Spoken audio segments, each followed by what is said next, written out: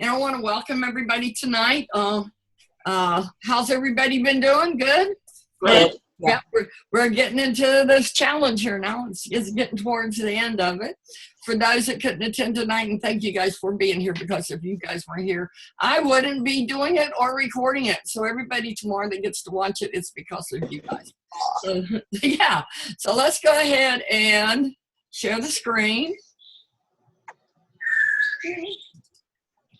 Oh, there we are. So, you know, Dorothy, you said today, and I thought it would be really, that's why I got your name stuck up there. And this is our team. I love this cover better than the coaches. Do you guys like this cover? Yes. I'm going to always have our team right here. Dorothy, you said when we were talking about being honest, when we were talking to the doctors and stuff, and I thought that was, that was really profound to me when you said sometimes I think we may not be honest with ourselves. Mm-hmm. What made you say that? I have a problem with my internet is cutting in and out. I didn't hear what you said. I said, what made you make that statement in the room today, that sometimes I think we may not be honest with ourselves? Well, I'm thinking in terms of when I tell myself I have control over what I buy, that I'm going to take it home and I'm only going to eat a little bit of it. Oh, got it. Because it doesn't work that way. No, it doesn't. Right. You think you're in control, but being honest with yourself, you know that you're probably going to eat the whole bag or whatever it is that you take home. So what I got from it, and I could actually it really jumped on me, is that the fact that you say things you think to be the case to the doctor. Tony would be a perfect example of this, because when he first started losing his hearing, and it took me a while I thought he just wasn't listening to me, but it took me a while to realize that no, he's just not hearing me. And so he goes to the doctor and he says, I'm only here because what my wife made me come. I can hear okay. And so the doctor didn't even, he agreed with him. And then Tony was hard of hearing. So that's what you're talking about too, isn't it, Dorothy? Maybe we just don't know. And what we go say to the doctor is very far from reality, because we haven't really accepted ourselves, whatever the case is in that particular situation. I thought that was really good. The new health games has been announced. It's going to start June 19th, and I've got the room already. I just got it this afternoon. I'll post a link inside the Huddle Up. And the week 6 webinar has been announced. And the subjects are going to be doing is how to improve your support system, how to de-stress, and how to create well-being. That will be posted when it is appropriate. We got breaking news. John, they have something to celebrate. Go ahead, Sue. Go ahead, John. I lost 3 pounds this week. All right. That's a total of? Total of 13 pounds. Fantastic. Great. In 3 weeks. Yes, John? I lost another 2, which puts me at 5.5% of my body weight. All right. He's almost to his goal challenge. And what are the non-scale victories? Oh, I didn't cheat and look at the scale this week. That's a non-scale victory. You're right. John did. A non-scale victory, John, would be something like you're sleeping better, or I think a non-scale victory that we were having is that we were feeling so well on what we've been doing with the 4 and 2 that Sue and I on Sunday started to do the 5 and 1 so that we would lose a little faster. I think that our health has improved enough that we can handle that. Yep. That's right. That's right. Sue, you got anything to add to that? Look at her face. You can see it in her face. Go ahead. I'm feeling great. I mean, Are you still getting up early? Still getting up early. Well, I had to adjust that sleeping pill again. So I'm down to a half of one. And I think that's where we're going to stay. Yeah. When I take the full I cannot get it out of my system till almost 9 o'clock in the morning. Okay. So now I'm up at 7:30. John asked me this morning why I was up so early. Oh, no. Have you tried the Restful Mind tea? No. I have it. I have I sell a lot of that. I will give that. I will let you try mine, Sue, and then you might can do that half and just go with the tea that they have created. The tea that Take Shape for Life created, they have put the load in the front end, and so you don't have that groggy after effect when you wake up. Yeah. Right. I like it. I'll bring a couple over so you guys can use it if you want to need to try. I've used it and it works perfectly. Yeah. It does. It works great. Oh, Marcia too. Yeah, we all got it. Yeah, I remember when they came out with that. The Okay. problem is Sue getting up earlier, or am I not? Yeah. What? Can you hear me? I hear you. I said the problem with Sue getting up earlier is it makes me get up earlier because I get up to do my devotion and my prayer time before she gets out of bed. So every time she moves up a half hour, I got to move up a half hour. Well, that's dedication. They're done that. So what do? Do you read some scripture? Do you? Yeah, and I have a devotion. I have a men's study thing that I'm doing. Uh-huh. So I spend like an hour before she gets up, and then now that she's continually getting up earlier, I have to get up earlier. That's good news. That's good news. Yeah. When you look at a person, any person, remember that everyone has a story. Everyone has gone through something that has changed them. And we shared stories last week, and that was just like a grain of sand in terms of our life as a whole.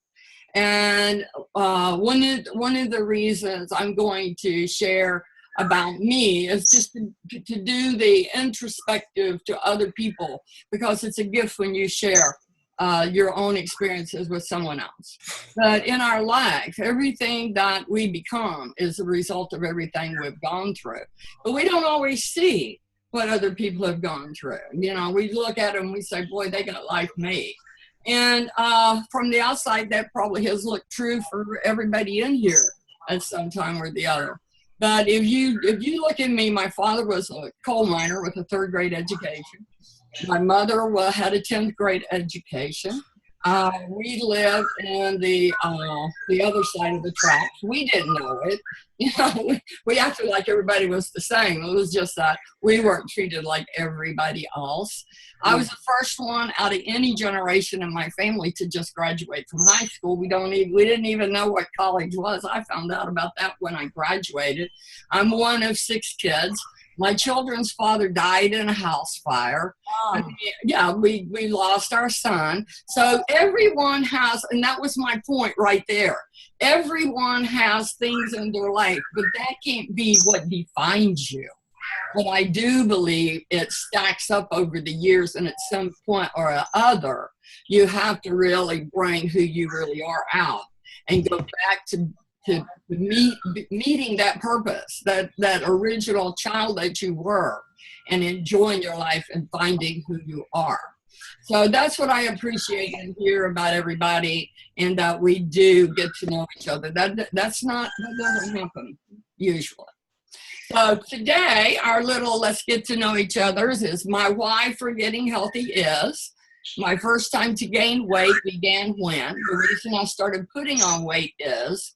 What I am most grateful for today is, and what I most want to share tonight is, and I have done that already.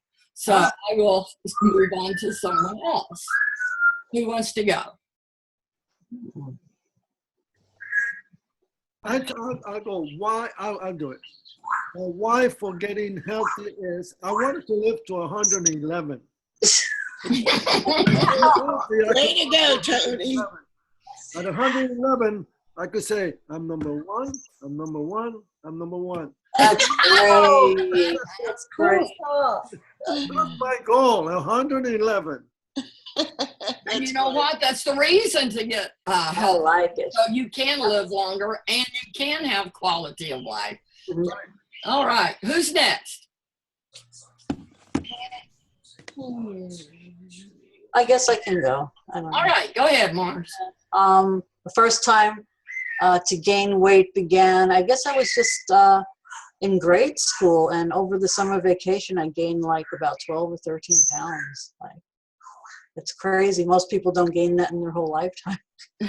So what made you know that? I see at 12, I wouldn't have thought of that as gaining weight or anything, but Yeah. it must have changed your appearance or something. Even at that young age, you could feel the fact that you had gained weight. Yes. Well, yeah, because I got weighed. I got weighed at the doctor's office. Yeah, but did it feel like you shouldn't have gained the weight? Did it feel like a bad thing? Yeah, because I always had a weight problem, and I was always self-conscious. Yeah. So it was a conversation piece around you, huh? Yeah. Okay. I was called bird legs. Don't worry about it. My mother's the only one who was really happy I got fat. So who's next? I'll do it. My first time to gain weight began when, after the birth of my son, I gained quite a little weight when I was carrying him. And I used to tell everybody I was a wine barrel on wheels. And I just never really took it off for years and years and years. And then after my first husband died, I lost and went down. But then after I met Dick and married him, my life changed so much that I started putting the weight back on, and I just kept putting it on and putting it on. And then my wife for getting healthy is because my sugar was completely out of control. And I really thought I was going to die. Wow. Yeah, I remember that story. Who's Yeah. next? So I am just so grateful for today that Uh-huh. it has been a part of my life. I saw my husband get better. And they do say that if he hadn't been healthy when he got that viral infection, he probably wouldn't have made it through it. And for my grandson, that my daughter went on the program, and she had tried to in vitro and all that. And she went on the program and quit smoking and ended up being pregnant at 39. Right. You know, part of the disclaimer in the Take Shape for Life program is about how frequently people get pregnant. Because when you start getting healthy, yeah, I saw that, man. I saw DM Have a disclaimer about if you don't want to get pregnant, take prevention. Because women get, when your weight is being, when that fat's being released, the estrogen is high in your body, there is a large number of pregnancy as a result of getting healthy, getting your body in its best shape. Yeah, that's funny. Anything else, Marsh? No, just I'm so grateful for Take Shape for Life because it has made our life better, and Dick probably would not have survived if he hadn't been so healthy. I feel the same way. Who's next? I think the first time I gained weight was, I don't remember not being overweight. I mean, I know I was very small when I was born. I'm a twin, and we were, like, I was only like 4 pounds, and my sister was 2 pounds, and I don't know if we were fed a lot so we'd grow or what, but growing up, I remember, your food was put on your plate for you, and you were told, you don't get up from the table till it's clean, the plate's clean, because there's starving children in China. Right. And, if you didn't eat it, you sat at the table until you did eat it. And, that just did nothing to help. So I've been overweight for as long as I can remember. Yeah, that's why I was surprised that Marcia could remember at 12 and the amount of pounds, because that must have really been, left an impression on her. Yeah. I found that interesting, yeah. Oh, I remember being teased in grade school and stuff, yeah. Yeah. Did anybody give you a nickname?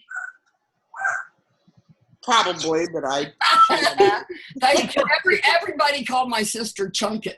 Oh. It was horrible. She embraced it though. I mean, good my sense of sister humor. was always real skinny, real little, and I was the exact opposite, and I don't know. So who's next? I guess I can. Go ahead, John. I've always had a weight problem since when I was a kid. Up and down, up and down, up and down. And I think that I ate when I was younger, I think for instant gratification because I wasn't getting it where I wanted it. I was raised in a very, if you can let you know, a very dysfunctional family. Abusive father that took all his drinking and everything out on me. But I remember always wanting to get his approval. And so I did a lot of things to try to get his approval and then still never got it. So I think food was my approval. Yes. Food is Now love. you reach out and help other people. To help you wanted. Yeah, I think the way I was treated and the way that I grew up definitely steered me into, I mean, my whole life as an adult with food has been, as a firefighter, as a paramedic, we started our foundation. We're still helping kids. I think a lot of that is back to be contributed back to the way I grew up. Yeah. We all got our stories, don't we? Oh, yeah. Who's next? I guess I'll go. Okay. I don't know what I'm going to say. Okay. Say whatever you want. A lot of these things I don't think I've even figured out yet, My first time to gain weight. Holy shamoly, I've gained a lot so many times. Which one am I going to pick? I start putting on weight when I get depressed, when I get bound. I'm basically a positive person, and I've always felt that I was capable of doing just about anything if I wanted to bad enough. Mm-hmm. But when I have frustration and I can't do what I want to do, does that sound familiar, Dorothy? Yeah. Absolutely. And then that's when I gain weight because I have limitations, and I do not like limitations. Because if you have a limitation, if you notice that in your life, what's the solution to that? My solution to that is that you learn about things. There's a solution. There's something you can do about everything. You just have to find it, whatever works for you. So what I do isn't going to work for anybody else. But what works for me. And that's what makes me happy. And when I'm happy and not frustrated, I don't have a problem with my weight. But, it's utopia to think that everything's going to go smooth all the way along. So what I have to do is learn how to control my food addiction when things aren't going well. In other words, don't look to food as a solution. I have to find something else. Well, that's what I'm working on. Yeah. Oh. And I'm grateful I have this team, and through my best friend forever, Dorothy kicked my butt to get me in there. She wouldn't take no for an answer if you want to know the truth. But I'm always grateful for Dorothy, but I'm grateful she did that for me too, among other things. That's cool. Did I miss anybody? I just jumped in. Okay. First time I began to gain weight, I would have to say, is after I got out of the Marine Corps and I had to start taking all those medications for my bipolar disorder. But I've gained and lost so many times, it's hard to keep track too. My wife for getting healthy. My latest wife, I've been on many starts on getting healthy, but my latest one would have to be my mom. Was a really wake-up call when I was in the hospital with her, and I just don't want to get there. I don't mean to sound negative on my mom, but she's had a hard life and not chosen to take care of herself, and I'm choosing to take care of myself, but mainly because I have kids, I have grandkids, and I want to be around for them, and I want to be able to enjoy them. Good. Wonderful. Thank you, Lisa. Anybody else?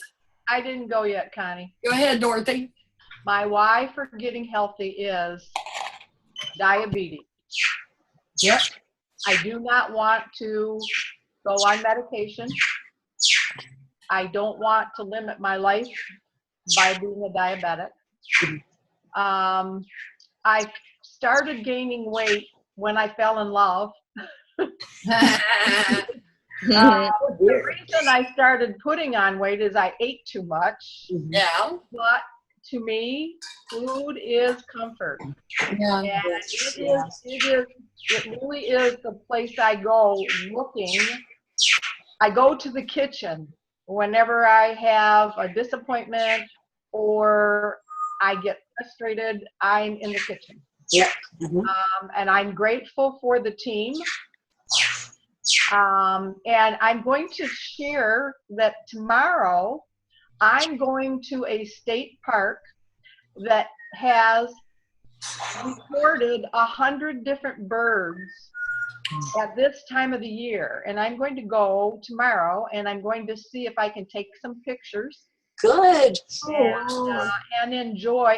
I'm trying to charge my husband's camera. I don't know how to use it. Oh. I just dug it out and I thought I'm not going to use my phone for all of them. I'm going to try to use a camera. But I got binoculars and I got a sun visor and I got water and I'm taking bars and I'm going to be there most of the day. Sounds like fun. Wow. Wish we were closer. Good for you. Yeah. Do you have a bird book? I do. I have taken a bird book too. That's And great. there is a lighthouse there also. It's Taos Bay Yeah. State Park, and I have rented one of their cabins for August Yeah. for 3 days, and I'm going to go there and find out what it's like, and I'm going to go and see the birds. That's great. That is I wish I really could go good. with you. Yeah. I bet Marcia's jealous. I am. I wish I could go with her. Yeah, I'm sure. Yes, I wish you could. You could take good pictures. Yeah, but she does. That's what she does. Yeah. I know she does. So have we gotten everybody now? I think so. I think so. And I want to say you make me do this on days that look like that. I love our team too. Yes, yes. All right. So basically, and I figured the conversation would go this way tonight when we started it, is about our own self-image and the things that lead us to that. And the reason that I shared the negative sides of my life a while ago is because I'm sure all of those play into where I ended up eventually. I can remember when I was at my lowest and Tony said to me, "Are you going to lay there in bed and die?" And that's when I started saying, "Oh my God, he might not be willing to take care of me the rest of my life. I better do something about this." But I haven't always been where I'm at. And I would say a lot of the things that got me to the lowest point were the things that I was thinking. And that's what your image is. It's simply what you have put inside your mind. It doesn't make it real. These comments, we've seen those, we've seen others. You're not tall enough, you're not smart enough, you're not pretty enough, you're not young enough, you're too old, you're too young. I mean, they just go on forever. But in reality, what we put in our mind is so important that if you don't control your mind, someone else will. And that's for all of the food products, the doctors, the pharmaceuticals. We're all listening to them instead of providing our own self-care and not allowing someone else to influence us when it's to our detriment. So you can't not control your own mind. You can't not know what's best for you. And the thing that all of us are doing where we're all together here is exactly learning how to be better, how to eat better, how to live better. What is it that matters? What's going to make a difference in me tomorrow that I haven't done for myself in a long time? And so self-worth comes into play there. And it has nothing to do with anybody external. It has to do with how you have compiled all those years of your life into one idea of what your self-worth is. No one can make you feel inferior without your consent. And so these are all things we have all risen above. But you can change what you are and where you are by changing what goes into your mind. I love this saying. That's why I keep it there week after week, because it was really important to me that I understood this. And when I understood this, I want other people to understand it. And it is that life is happening to you. Life is responding to what you're doing. You look at what's going on with Sue and John right now. It's because of what they're doing. If they stop doing what they're doing, what's happening would stop as well. So life isn't happening to you. You are in control of it or you're not. But it's a choice that you're making. So life is responding to you. Dorothy loves to talk about Tony Robbins. Did you see my shirt? Have you read it? Yeah. Okay, that's been in a drawer. Tony came home one day and he said, "Hey, I got this great seminar for you to go to." And I said, "Oh, are you going?" He said, "No, just you." Yeah, right. And so it's a firewalk experience. So I was resisting and I said, "Well, I will go, but I'm not doing that firewalk thing." And so we get in there at 5 o'clock. It's really, I would say, he would say probably it's the best thing I did for myself to move me to where I'm at today, probably. Anyway, and so there's bunches of us, over 3,000, and we're out in the Disney place out here, and they have drums for the islands, and they got music playing, and they got logs burning, and they take us out there around 10 o'clock, and at midnight is when we're going to do the walk on the fire walk, you know. And so we went back in and they told us about we all had to sign these release forms in case anything happened. You know, like we got gangrene or something in our foot. Yes, it's never happened, but you know, you still got to sign the release. So we get all out, we get outside, it's after midnight, and I'm in a line that has at least 50 people in front of me. And I figure I got plenty of time to watch. And then all of a sudden I was number 3 in line. Everybody in front of me had gotten out of line.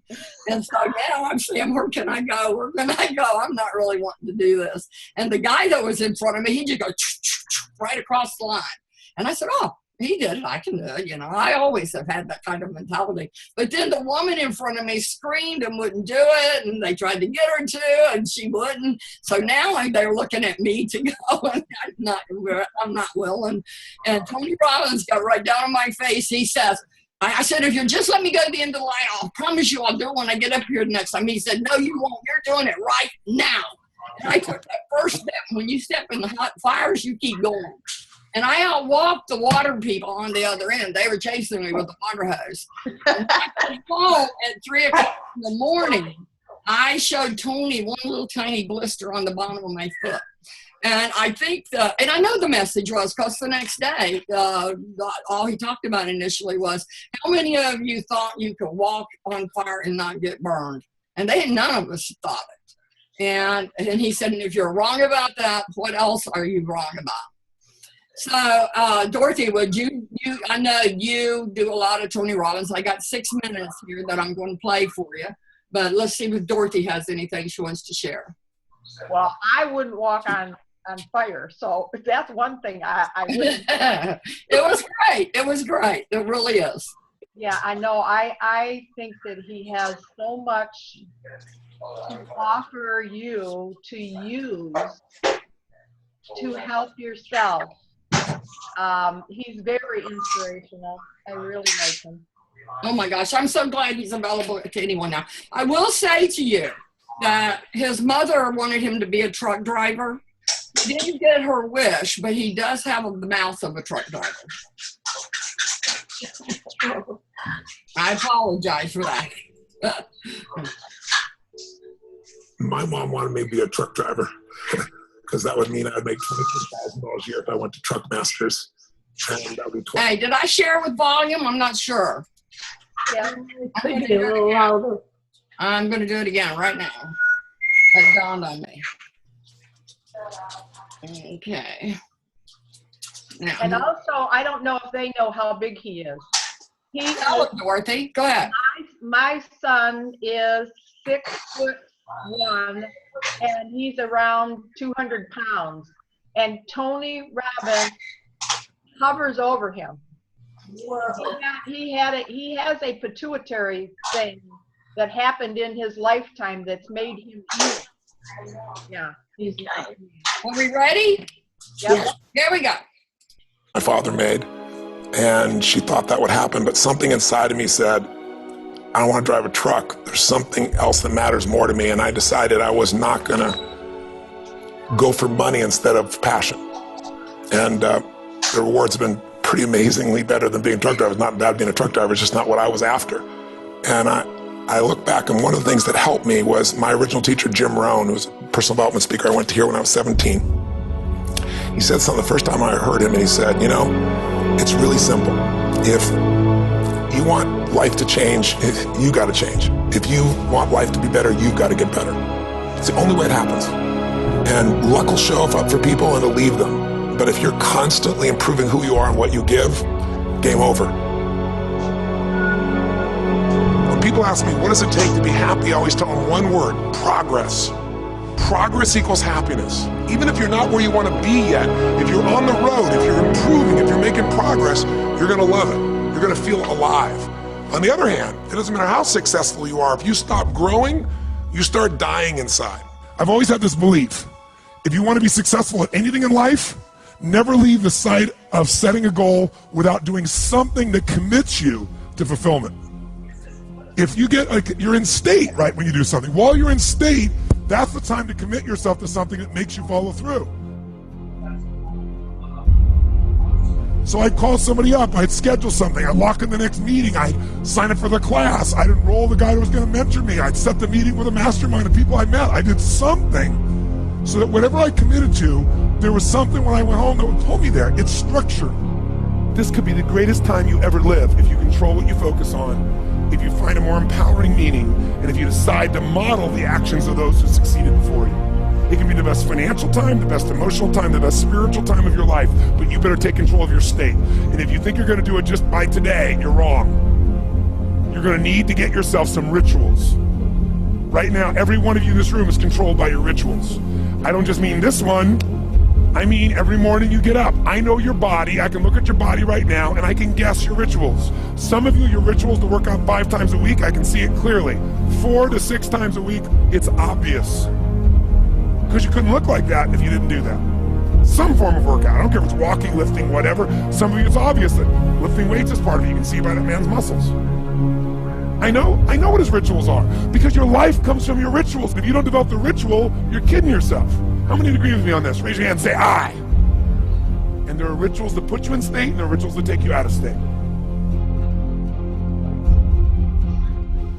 But if you've got what you know, that focus, the target, and you got the toolbox, and you're still not getting what you want, it's because you got inner conflicts. That's the third pillar. You've got to resolve your inner conflicts. Because that, as I tried to explain to you, 80% of success in anything is your psychology, and 20% is the mechanics. So those inner conflicts are when you take 2 steps forward, you pull 3 steps back. Right?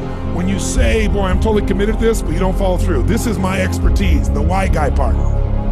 Why? Why do you keep saying you want this? You have crystal clarity, you have the tools, and you're still not getting it? There's a conflict in you. Align your life with what is most important. And then once you are in a position where you're aligned, guess what you'll do? Take action. You won't have to work at it. When everything's in alignment, there's nothing pulling you away, boom, you go for it. Progress comes when you tell yourself the truth and you're able to feel the uncertainty and take action anyway. The thing that stops us all is fear. It's no surprise. Fear of failure, fear of rejection, fear of the unknown, fear of not looking good. And that fear we could translate into the simple thing of uncertainty. Now, when you look at someone who's incredibly successful, you look at someone who's truly a leader in their life or in their field, the one thing they have in common is they exude this sense of certainty. Where's that come from? Is it inborn? Are they lucky? Are things just going their way?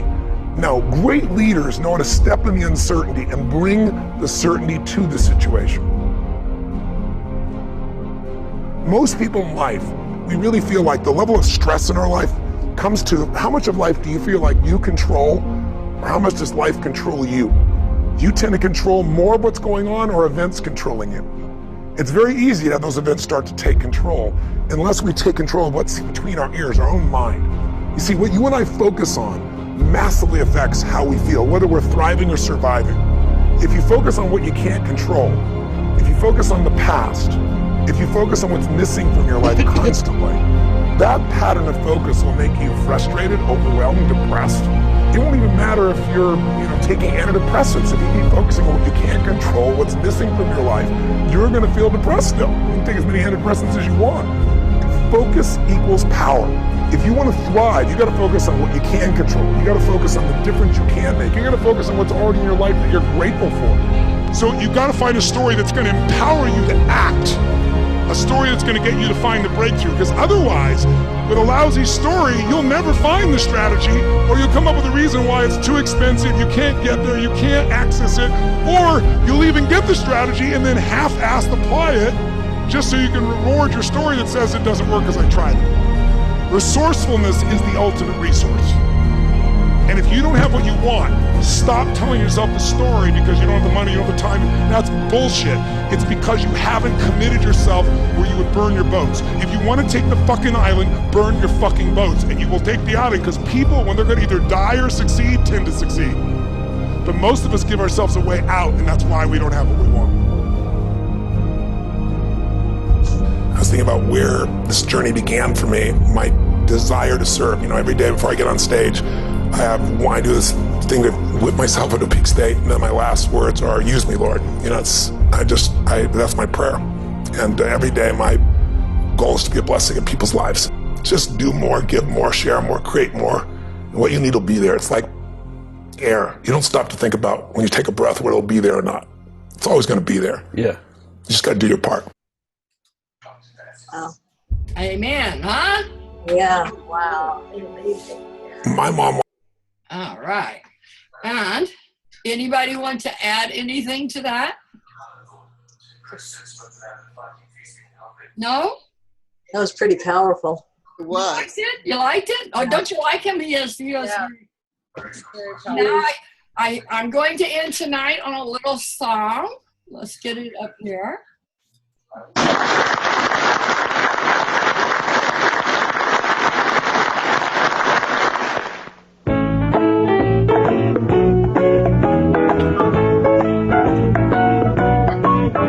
There's a giant sleeping inside me. I just found him there.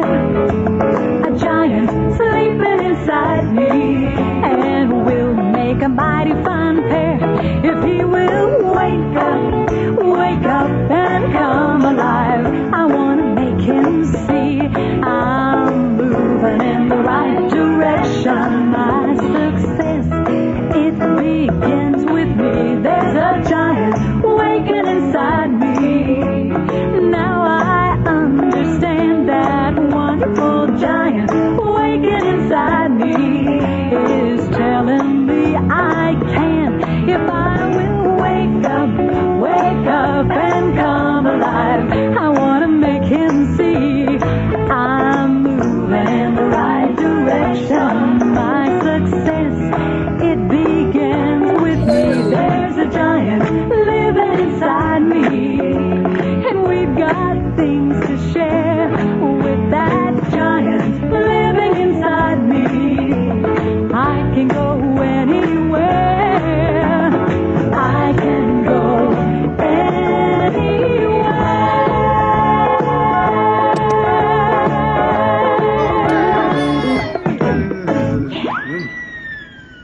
That was it. This is Zig back in the studio, and we've certainly covered a tremendous amount of material as it. I am so glad you all come tonight. I hope Oh, that was you great. enjoyed it. It was really good. Yeah.